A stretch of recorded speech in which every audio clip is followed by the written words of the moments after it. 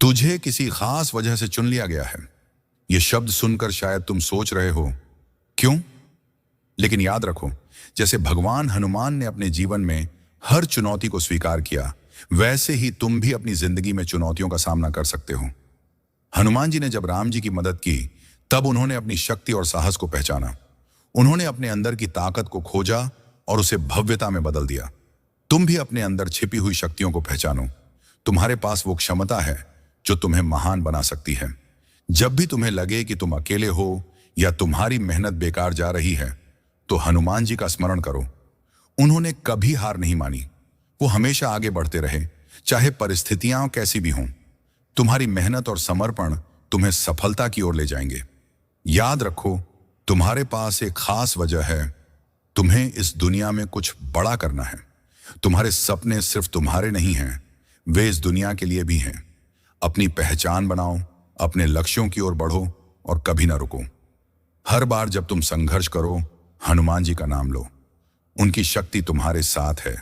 तुम उस खास वजह के लिए बने हो, अपने सपनों को सच करने के लिए। खुद पर विश्वास रखो और आगे बढ़ो, क्योंकि तुम में वो सब कुछ है जो तुमसे उम्मीद की जाती है। तुम्हारी यात्रा अभी शुरू हुई है। इसे पूरी ताकत से जियो। कैसे हो मेरे प्यारे पवित्र आत्माओं? जब एक शेर दहाड़ता है तो वह जंगल को खुद को नहीं समझाता है, वह सिर्फ हर किसी को याद दिलाता है कि राजा कौन है। चुने हुए यह नरम आवाज में माफी मांगने या आध्यात्मिक रूप से दबे पांव चलने का मौसम नहीं है। यह वह युग है जहां तुम अपने बोले गए हर शब्द, अपनी हर की गई हरकत और अपनी हर लागू की गई सीमा पर बिना पलक झपकाए, बिना हकलाए या बिना दूसरा अनुमान लगाए दृढ़ खड़े हो। तुम अब यहां घुलने मिलने के लिए नहीं हो, तुम यहां समय सीमा को बाधित करने के लिए हो। यहां एक क्रूर तथ्य है जिसे ज्यादातर लोग नहीं बचा सकते। ज्यादातर लोग तुम्हारी असफलता से नहीं डरते, वे तुम्हारे अनुसरण से डरते हैं। वे तुम्हें तब सहन कर सकते थे जब तुम हिचकिचा रहे थे, अनिश्चित थे, शांति बनाए रखने के लिए अपनी रोशनी को मंद कर रहे थे। लेकिन अब जब तुमने पूर्ण दृढ़ विश्वास मोड को सक्रिय कर दिया है, अब जब तुम सिर्फ बातें नहीं कह रहे हो बल्कि उन पर खड़े हो, ओह, वे ऐसे घबरा रहे हैं जैसे किसी ने अभी अभी एक क्लब में रैप्चर चिल्लाया हो, क्योंकि यहां वो है जो उन्होंने आते हुए नहीं देखा। तुम सिर्फ साहसी नहीं हो, तुम रणनीतिक हो। सिर्फ आध्यात्मिक नहीं, बल्कि अपनी सीमाओं के साथ शल्य चिकित्सा की तरह सटीक हो। और जिस पल तुमने हर किसी को अपने विकास के साथ सहज महसूस कराने की कोशिश करना बंद कर दिया, जिस पल तुमने मंजूरी के लिए अपनी स्थिति को नरम करना बंद कर दिया, तुम अछूत बन गए। और चलो ईमानदार रहें, खामोशी कभी तुम्हारा हथियार हुआ करती थी, लेकिन अब तुम्हारी अकेली उपस्थिति ही नीति है। तो कमर कस लो, क्योंकि इस वीडियो में हम उन कच्चे आत्मा की गहराई तक जाने वाले कारणों में गोता लगा रहे हैं कि दुनिया क्यों हिल गई है, कि तुम अब खेल नहीं खेल रहे हो, और वे तुम्हारे उस संस्करण के लिए कभी भी तैयार क्यों नहीं होंगे जो अपने कहे हर एक शब्द का मतलब रखता है। और हां, उन लोगों के लिए जिन्होंने सोचा था कि तुम एक आध्यात्मिक हमले या भावनात्मक घात के बाद झुक जाओगे, तुम झुके नहीं, तुमने मजबूत किया। चलो इसके बारे में बात करते हैं। पहली बात, तुम अनुमति की तलाश नहीं कर रहे हो, तुम्हें पहले ही अभिषिक्त किया जा चुका है। तुम अब किसी की हरी बत्ती का इंतजार नहीं कर रहे हो।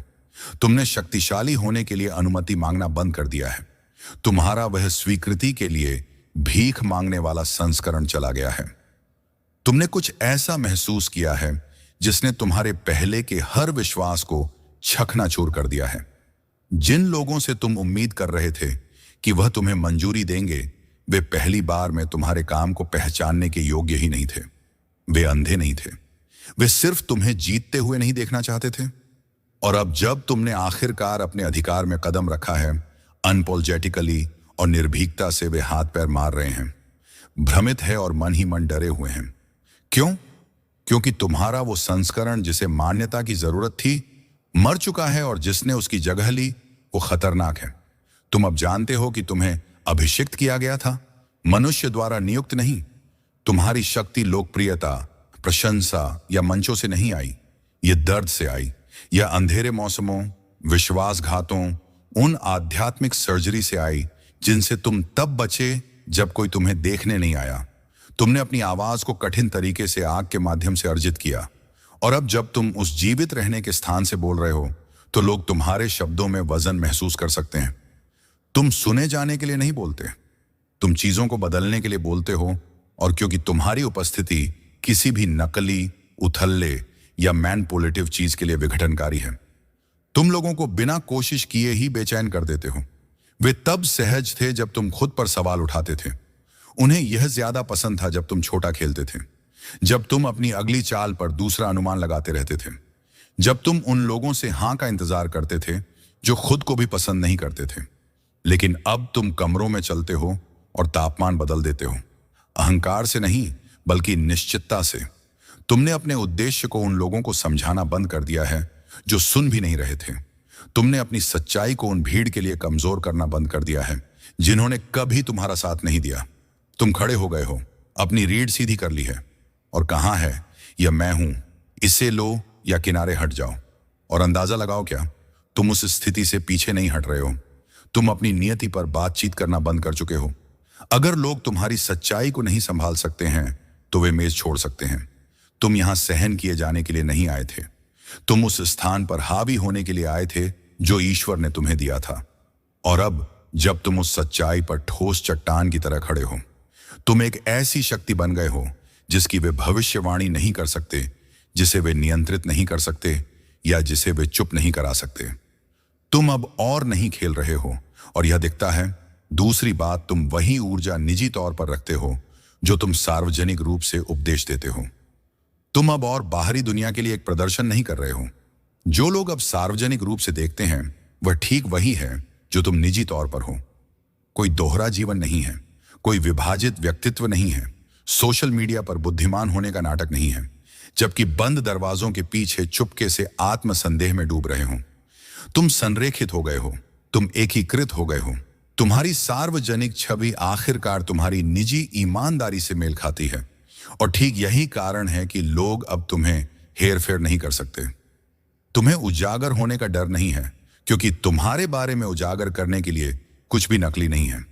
तुम मंजूरी के लिए नहीं जी रहे हो, तुम सच्चाई में जी रहे हो। उस तरह की निरंतरता लोगों को घबरा देती है, इसीलिए नहीं कि तुम बहुत ज्यादा कर रहे हो, बल्कि इसलिए कि तुम उनके खेलों के लिए बहुत वास्तविक हो। वे तुम्हें तब अपराध बोध नहीं करा सकते जब तुम पहले से ही अपने अतीत को अपना चुके हो। वे तुम्हारी खामियों को हथियार नहीं बना सकते जब तुमने उन्हें छिपाना बंद कर दिया हो। तुम अब और पूर्ण दिखने की कोशिश नहीं कर रहे हो, तुम पूरे होने पर बहुत ज्यादा केंद्रित हो। उसमें शक्ति है, उसमें शांति है और एक खामोश तरह का अधिकार है जो तब आता है जब तुम्हारा जीवन समकालिक होता है। तुम्हें ज्यादा कुछ कहने की जरूरत नहीं है, क्योंकि तुम्हारी ऊर्जा कहती है मेरे पास नकाबों के लिए समय नहीं है, यह मैं हूं, इसे लो या मुझे दूर से देखो। लोग पहले महसूस करते थे कि उनके पास तुम पर लाभ है। उन्होंने सोचा कि वे जानते हैं कि तुम्हें भावनात्मक रूप से कैसे घेरना है, लेकिन अब तुमने जानकारी लीक करना बंद कर दिया है। तुमने उन लोगों के साथ ज्यादा साझा करना बंद कर दिया है जो तुम्हारे लिए प्रार्थना भी नहीं करते हैं। तुमने अपनी शक्ति वापस खींच ली है और उसे दिव्य अधिकार के तहत रख दिया है। तुम अब स्पष्टता के साथ चलते हो और यह उन लोगों के लिए बेचैन करने वाला है जिन्हें तुम्हारे भ्रम से फायदा होता था। तुम्हें अब और ज्यादा क्षतिपूर्ति करने या यह समझाने की जरूरत नहीं है कि तुम पुराने तुम क्यों नहीं हो। ऐसा इसीलिए है क्योंकि तुम्हारा जीवन पहले से ही इसे साबित करता है। जिस तरह से तुम खुद को संभालते हो, जिस तरह से तुम बोलते हो, जो फैसले तुम लेते हो, यह सब संरेख पर है, प्रदर्शन पर नहीं। तुम पर्दे के पीछे वही व्यक्ति बन गए हो जैसे तब होते हो जब हर कोई देख रहा होता है, और यह तुम्हें अछूत बनाता है। वे तुम्हें फिसलते हुए नहीं पकड़ सकते क्योंकि तुम बदल नहीं रहे हो। तुम्हें अब और स्पॉटलाइट से डर नहीं लगता क्योंकि तुम्हारा छाया का काम हो चुका है। यह उस तरह की स्वतंत्रता है जिसे खरीदा, नकली बनाया या उधार नहीं लिया जा सकता है। यह उस तरह की शक्ति है जो सच्चाई में जीने से आती है, तालियों के लिए नहीं बल्कि उद्देश्य के लिए। तीसरी बात, तुम्हारी सीमाएं अब महलों की तरह बनी हैं, सुझावों की तरह नहीं। तुम अब और लोगों से अपनी सीमाओं का सम्मान करने के लिए नहीं कह रहे हो, तुमने उन्हें अब महलों की तरह बना लिया है। और ड्रॉबेज सिर्फ उन लोगों के लिए नीचे आता है जो शांति लाते हैं, समस्याएं नहीं। पहले तुम अपनी सीमाएं समझाते थे ये उम्मीद करते हुए कि लोग समझेंगे। तुम दूसरा, तीसरा और चौथा मौका देते थे, खुद को यह समझाते हुए कि शायद उनका मतलब वह नहीं था। तुमने सोचा कि धैर्यवान होना तुम्हें मजबूत बनाता है। तुमने सोचा कि माफ करने का मतलब है लोगों को गंदे झूठों के साथ तुम पर चलने देना। अब और नहीं, अब तुम्हारी सीमाएं ठोस हैं, डर से बनी दीवारें नहीं बल्कि ज्ञान से बने किले। तुमने देखा है कि जब तुम गलत ऊर्जा को बहुत करीब आने देते हो तो क्या होता है। तुमने उन लोगों को जितना वे हकदार थे उससे ज्यादा समय तक रहने देने के बाद भावनात्मक हैंगओवर महसूस किए हैं। तुमने फर्स्ट हैंड देखा है कि उन लोगों को समायोजित करते रहना कितना थका देना वाला होता है। तो तुम बदल गए। तुमने उन लोगों को असीमित पहुंच देना बंद कर दिया है जो तुम्हारी उपस्थिति को ऐसे मानते हैं जैसे यह डिस्पोजेबल हो। तुमने उन कॉल्स का जवाब देना बंद कर दिया है जो तुम्हारी आत्मा को परेशान करती है। तुमने अपनी दूरी, अपनी खामोशी, अपनी सुरक्षा को समझाना बंद कर दिया है। नया तुमको यह चिल्लाने की जरूरत नहीं, मैं बदल गया हूं। तुम्हारी सीमाएं यह तुम्हारे लिए कहती हैं। जब लोग अब तुम्हें परखने की कोशिश करते हैं तो उन्हें बहुत जल्दी पता चल जाता है। पुरानी भावनात्मक खामियां सील कर दी गई हैं। कोई और अपराध बोध नहीं, कोई और हेर फेर नहीं, कोई और शायद सिर्फ इस बार नहीं। तुम अब और अपनी शांति के साथ रस्साक्षी नहीं खेलते। यह पवित्र है और तुम इसकी रॉयल्टी की तरह रक्षा करते हो। जो पागलपन वाला है वह यह है कि कुछ लोगों ने तुम्हारी दयालुता को कमजोरी समझ लिया। जब तक तुमने उन्हें अपनी तलवार नहीं दिखाई, उन्होंने उम्मीद नहीं की थी कि तुम एक रीढ़ की हड्डी उगा लोगे, क्योंकि वे तुम्हारी कोमलता के आदी थे। लेकिन विकास के लिए तुम्हें चयनात्मक बनना पड़ा, और नहीं, यह स्वार्थी नहीं, यह जीवित रहना है। तुम ठंडे नहीं हो, तुम स्पष्ट हो। एक अंतर है, तुम्हारी शांति आसानी से नहीं आई। तुमने इसके लिए थेरेपी और प्रार्थना और एकांत में लड़ाई की। तुमने इसे अंधेरे में अर्जित किया।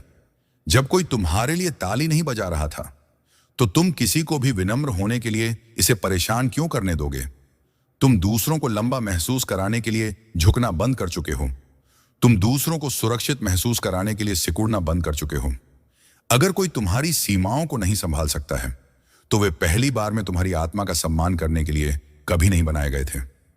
संदेश सरल है, अब सम्मान पूर्वक प्रवेश करो या बिल्कुल प्रवेश ना करो। चौथी बात, तुम अब और लोगों की असुरक्षाओं के लिए एक आईना नहीं हो, तुम सच्चाई का एक आवर्धक हो। तुम अब और लोगों की असुरक्षाओं को उन पर वापस प्रतिबिंबित नहीं करते हो जैसे तुम पहले करते थे। तुम उनके अनुमानों, उनके दोष, उनकी ईर्ष्या को सोख लेते थे, ऐसा अपराध बोध ढोते हुए जो तुम्हारा कभी नहीं था। वे भड़कते और तुम खुद से पूछते कि तुमने क्या गलत किया, लेकिन अब और नहीं। अब जब तुम सामने आते हो तो तुम उनकी असुरक्षाओं को प्रतिबिंबित नहीं करते, तुम उनकी सच्चाई को आवर्धित करते हो।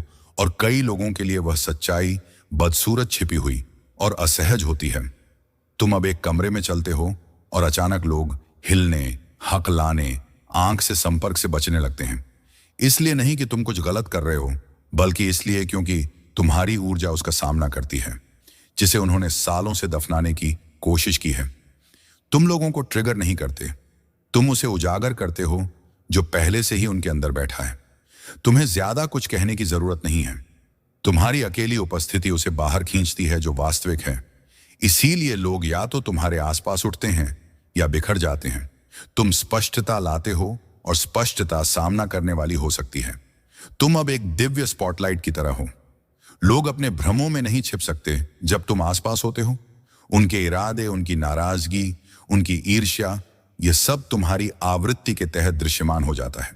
तुम लोगों को खुद का सामना करने पर मजबूर करते हो और यह तुम्हें शक्तिशाली बनाता है, लेकिन किसी ऐसे के लिए भी खतरनाक है जो अभी भी अपने नकाबों के प्रतिबद्ध है। तुम सिर्फ लोगों को सहज महसूस कराने के लिए अपनी रोशनी को मंद करते थे। तुम खुद को कम करते थे, नरम बोलते थे, छोटे से कुड़ते थे, सिर्फ इसीलिए ताकि दूसरे खतरा महसूस ना करें। लेकिन तुम्हारा वह संस्करण चला गया है। तुमने खुद को निगलना आसान बनाना बंद कर दिया है। तुम अब और बहुत ज्यादा होने से नहीं डरते। तुम आखिरकार अपनी पूरी उपस्थिति में खड़े हो, और यह कुछ ऐसा है जिसके ज्यादातर लोग आदी नहीं हैं। वे तुम्हारे साथ तब तक ठीक थे जब तक तुम उनके भ्रमों के साथ खेलते थे, लेकिन अब जब तुम सच्चाई में जीते हो तो उनके झूठ तुम्हारे आसपास नहीं टिक सकते। लोग असहज हो जाते हैं और वे इसे अहंकार कहेंगे, वे इसे जजमेंटल होना कहेंगे। लेकिन मन ही मन वे जानते हैं कि यह क्या है। यह दृढ़ विश्वास है, यह स्पष्टता है, यह वो अटूट ऊर्जा है जो कहती है, मैं खेलने नहीं आया, मैं प्रकट करने आया। इसीलिए कुछ लोग खुद को दूर कर लेते हैं, इसलिए नहीं कि तुमने उन्हें चोट पहुंचाई, बल्कि इसलिए क्योंकि तुमने उन्हें खुद के बारे में कुछ ऐसा दिखाया जिसे देखने के लिए तैयार नहीं थे। तुम्हें अब और लड़ने, साबित करने या बचाव करने की जरूरत नहीं है। तुम्हारी ऊर्जा पहले से ही उनके इनकार से ज्यादा जोर से बोलती है, और जो लोग सच्चाई के लिए तैयार हैं वे तुम्हारे आसपास सुरक्षित महसूस करते हैं, बाकी वे उजागर महसूस करते हैं। पांचवी बात, तुम समझे जाने के लिए नहीं लड़ते, तुम गलत फहमी को कमरे को फिल्टर करने देते हो। तुमने उन कमरों में स्पष्टता का पीछा करना बंद कर दिया है जहां भ्रम एक विकल्प है। तुम अब और अपने बिल को उन लोगों को समझाने की कोशिश में अपनी सांस बर्बाद नहीं करते हो जो इसे गलत समझने के लिए प्रतिबद्ध हैं। तुम्हारा वह पुराना संस्करण जो ज्यादा समझाता था, ज्यादा माफी मांगता था और सिर्फ स्पष्ट रूप से देखे जाने के लिए पीछे की ओर झुक जाता था, वह चला गया है। अब अगर कोई तुम्हारे शब्दों को तोड़ने, मरोड़ने या सबसे बुरा मानने का फैसला करता है तो तुम उन्हें करने देते हो। तुम अब और हर झूठी कहानी को सही नहीं करते हो, क्योंकि तुमने महसूस किया है कि कुछ लोग तुम्हें संयोग से गलत नहीं समझते हैं, वे इसे जानबूझकर करते हैं, क्योंकि स्पष्टता उस भ्रम को नष्ट कर देगी जो उन्होंने तुम्हारे नाम के चारों ओर बनाया है। तुमने एक नई तरह की शक्ति में कदम रखा है, एक ऐसी शक्ति जो सुरक्षित महसूस करने के लिए समझे जाने पर निर्भर नहीं करती है। और सच तो यह है कि जो लोग तुम्हारे लिए हैं उन्हें तुम्हारी आत्मा को समझने के लिए एक शब्दकोश की जरूरत नहीं होगी। वे बिना लंबे भाषण के तुम्हारे दिल को महसूस करेंगे। असली लोग तुम्हारी खामोशी में तुम्हें सुनते हैं, वे तुम्हें बिना स्पष्टीकरण के पैराग्राफ के महसूस करते हैं। तुमने सीखा है कि भरोसा लंबी बहसों या बार बार के औचित्य के माध्यम से साबित नहीं होता है, यह ऊर्जा के माध्यम से प्रकट होता है। या तो वे इसे समझते हैं या वे नहीं समझते हैं, और अगर वे नहीं समझते हैं तो तुम इसे जबरदस्ती नहीं करते हो। गलत फहमी पहले अस्वीकार की तरह महसूस होती थी, अब यह दिव्य निस्पंदन की तरह महसूस होती है, क्योंकि अगर कोई तुम्हें इतनी आसानी से गलत पढ़ सकता है तो वे पहली बार में तुम्हारी सच्चाई से वास्तव में जुड़े ही नहीं थे। समझे जाने की जरूरत को छोड़ देने से तुम्हें आजाद कर दिया है।